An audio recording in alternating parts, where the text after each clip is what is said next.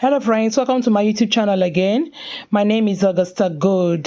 Thank you for stopping by to watch this video. So my people, the video when I go soon watch, so when I go allow now watch soonest so.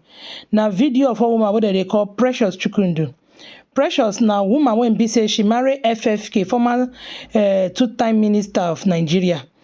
She can't marry the man, abi she no marry the man while she was with the man, a partner. Both of them can't get 4 children, 4 boys. Since last year, now the girl leave FFK. And since then, FFK hold the woman 4 children. In order the woman use eye, even to see the children, not talk of to even visit the children. They don't they block and they block and they block and since. They don't they go court, they come, they go court, they come. But you know I be now, because this man get power. Because he get power where the man won't use him power to oppress the woman. Now the woman decide to cry out, say, make una come oh, Ajeri yo, mona come help me oh, yo, I not fit stay again oh. I need to see my children oh, because these children, they say they know they do well oh, say things not they work well oh. FFK pack my children, they carry them get nanny oh, and me I dey alive, nothing they happen oh. I know they do anything, I never marry, I never do anything. FFK sees my children oh. Now the woman can't cry out. Now say make her allow now, make una listen to this woman no, make una hear the cry of a mother we need to see her children. Make una wait, make her show now. Waiting day. Now do. I really don't know what I'm going to call this video or this post I'm about to do. But I know I want to set some records straight. Some of you might deem it unnecessary, but I find it necessary given that there are lots of things going on or being said out there, that some were me in person that said them, which is the interview I granted with Chude.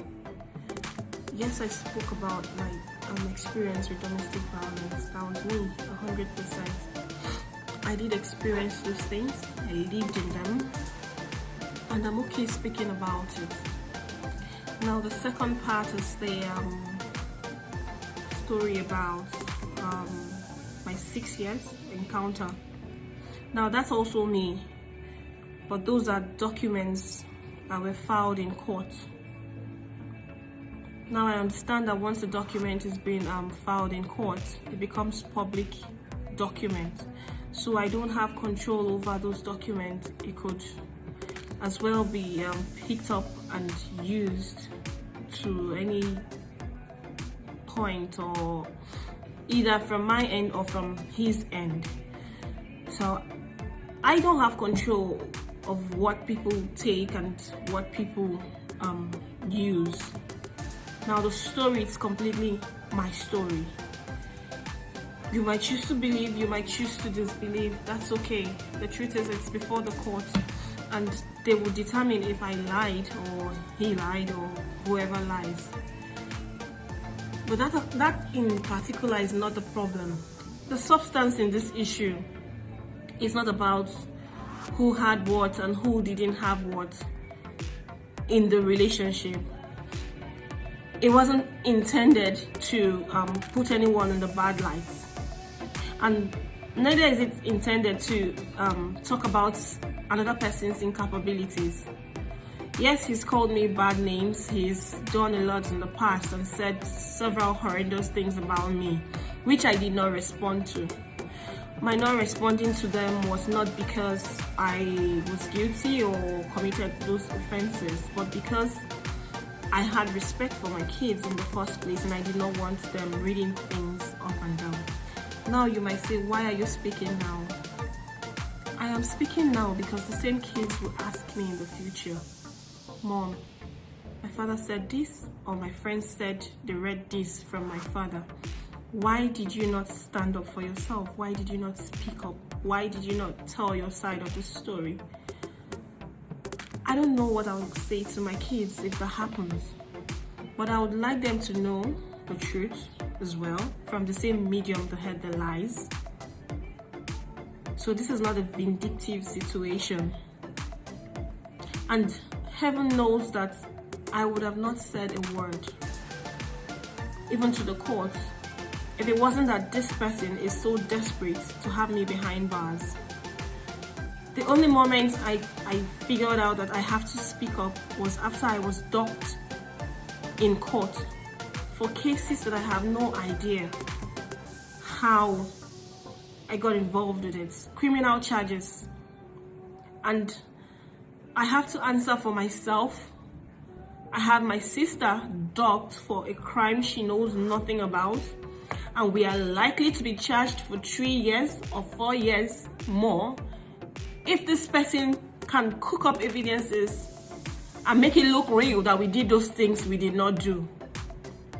Now we all know this is Nigeria. Someone can wake up and decide to concoct stories and people go to jail. Even abroad it happens. There's a story of the 6 guys that were jailed abroad for the park case. I think there was a movie done with that, and they knew nothing about it. And it's a sad time for crimes they have no links with. Now it dawned on me the first day I was docked and I had to take a plea if I was guilty or not guilty. It dawned on me that I haven't said a word. Nobody knows my side of the story. Nobody knows what happened in my 4 years, or my 7 years, okay, 6 years, because this is the 7th year. My 6 years of being involved with this person. I never said a word because I wanted to protect my kids. Now I have to speak up. Not because I want to have any malicious impact on him or the kids. Heaven knows that I'm one of the last people that would have my kids away from their father. No. If this person will be honest with you, he will tell you all that there were days when I begged him to at least pick one of these girls he flaunts around and stay with them and just give me my space to have my sanity and peace all intact. I wouldn't mind bringing the kids to him. I wouldn't even mind keeping up his usual charade of not letting the world know what I was going through. I would have acted like the marriage was okay, which most people do, and move on, just to have peace of my own, without drama, without stress. I just wanted peace. I just wanted sanity. I just wanted my children to grow up in an environment where there was no rancor, there was no fight, there was no drama. But he never wanted that. It is more of control for him. If I cannot have you, no one will, was the statement I heard constantly. Now, I don't know how to function in drama. That's why I keep quiet a lot. But in a situation where my silence is being taken for guilt, what am I supposed to do? This was my situation for years. A lot of you will say, yes, this happened, and you stayed. What do you expect me to do? Wash my linens in public like it is happening now and you are still judging me? Oh, you knew he had different women before you went into the picture? No, I had no idea because the last person was gone 8 years before I came in. I had no privileges of meeting the girls he dated in between, whom, by the way, I am getting to know now because they are reading my stories and they are reaching out to me because they have the same experiences. Now I have been able to speak to some of his ex-wives, and I have come to understand why most of them did not speak to me or tell me what happened. Because, of course, some of them expected I was aware, which I wasn't, because I don't know him from Adam. When I met him, it was a clean slate, like meeting every other normal person for me. Aside that, I am not someone that listens to gossip or what's on the blogs or what someone is saying to somebody, which was somewhere I should have paid attention from the start, but I never did. Now I'm paying for it. I just believed I should let him show me who he was. And now I have seen who he is. So everybody makes mistakes. I've made mine. I am trying to live above it. And the concern in this issue is not me, but the 4 innocent children who have nobody to speak for them. Oh, why is she going crazy? Why is she speaking? What am I supposed to do? Liam is 3 years old. He has a scar on his face. I don't know how that happened to him. I don't go to his school. I don't know his teachers. Yes, I figured where his school was later, but I can't storm his school without a court order. We are in court. There are certain things I cannot do. Not everybody handles things in a street manner. I'm not that crazy. I'm not wired that way. I just have to wait for things to play out. Now, it feels horrible as a mother if you would just have to sit and watch things play out. Watch your children from videos that mothers who attend the same school with your kids will send to you. Have mothers from the same school reach out to you and tell you that your children came to school in dirty shoes and clothes because they are allowed to be looked after by nannies. Now, how am I supposed to feel? I'm in court and the lawyer says to me, uses derogatory words to me, and then I fought back and gave it back to him. And then the panel hears our shouting and invites them in chambers. And then he goes in there to throw it in that one of my sons has COVID. And that's the reason why I would not be allowed access, because the ruling was for me to have access to see my children this Christmas. Now, to make up for it, they would say one of them has COVID, so I'm not allowed to see him. Apparently, he doesn't have COVID. He threw that in just to block me from seeing my children, because the order was for me to see my children. And I'm supposed to keep quiet. I'm supposed to say nothing. I'm an adult. I can fight for myself. Liam is a child surrounded by nannies who his father apparently treats the way he likes, and they might have their personal vendetta hidden somewhere. They might decide to treat them the manner their father treats them sometimes. Forget the media charade. They are being scared to come out and tell lies about me. If you go on my page, you will see videos of me and these nannies playing, spending time together with my kids. If I was as mean as I've been painted, I wouldn't have those situations with them. Those videos were as natural as possible. They are not those cooked up videos of staff who want to come and say stories because they are being paid for it. So I'm supposed to sit down, watch my last son injured, and I say nothing because I'm not supposed to speak. I'm sorry. I'm not dead, I'm alive. My children cannot live like orphans while I'm still alive. I'm very much alive and I would fight. It can only take a while, but I know justice still prevails in this country. So I am prepared to fight till I get justice for my kids. They deserve to grow with their mother. They deserve to spend time with their mother. They also deserve to spend time with their father. But the rightful thing to do is to let their mother who is alive raise them, and not nannies. Forget the stories of their mother being insane. I am not insane. I have had psychological evaluation since that's the point he wants to come through. I've done that in Nigeria. I've done that abroad. So I'm waiting on him to throw that in one more time. The drama from this man is just too much. It's not coming from a place of hate because he knows me. He knows very well that I don't like drama. That's why it took me this so much to speak. This is over a year. I left him August 2nd, 2020. This is December 2021.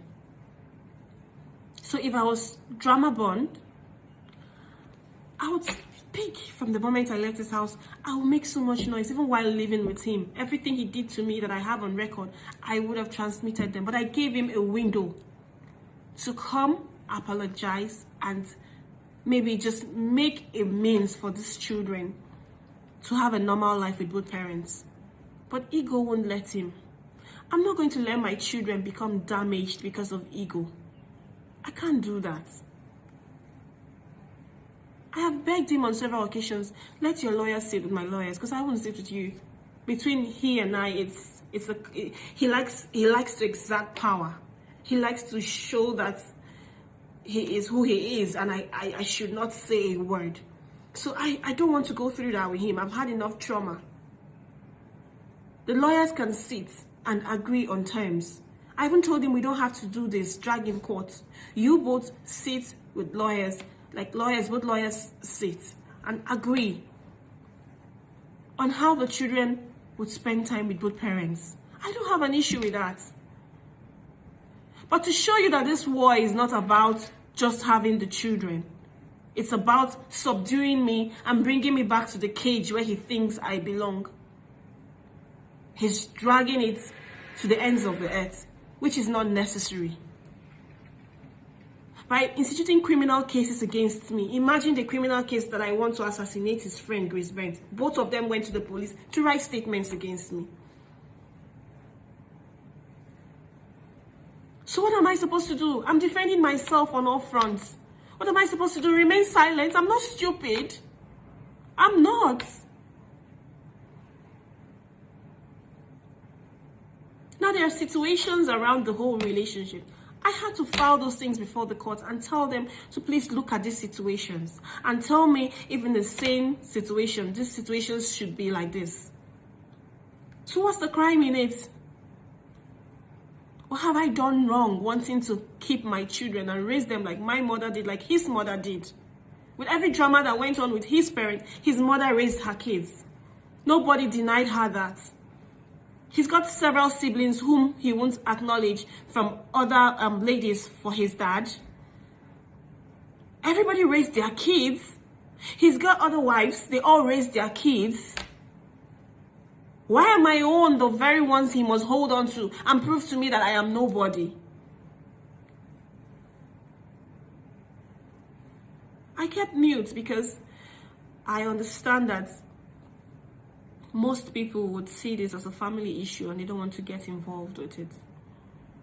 But no more.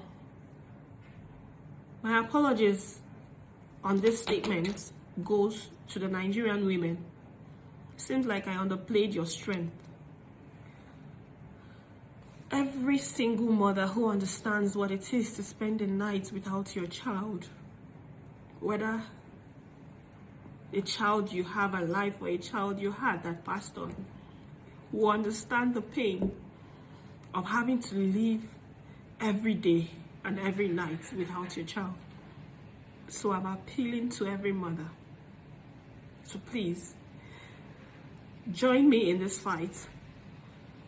I haven't been sleeping properly.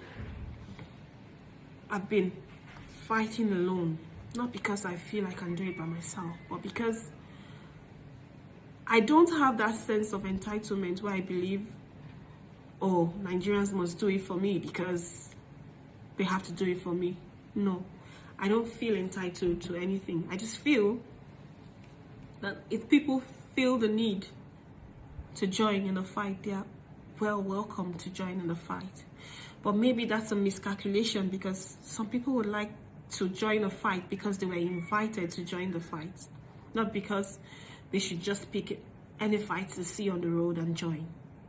So now I am officially appealing to every mother and every man who understands the need for a child to grow under the comfort of their mother to please join me in this fight to get my boys back. My whole prayer is that I don't raise monsters whom will be seen as men that continue the same pattern, but to raise men who would cherish, love, and respect whatever woman they come across in the future, regardless of her actions or her personality. There should be respect and decorum, no matter the differences. That's the difference I want to teach my sons.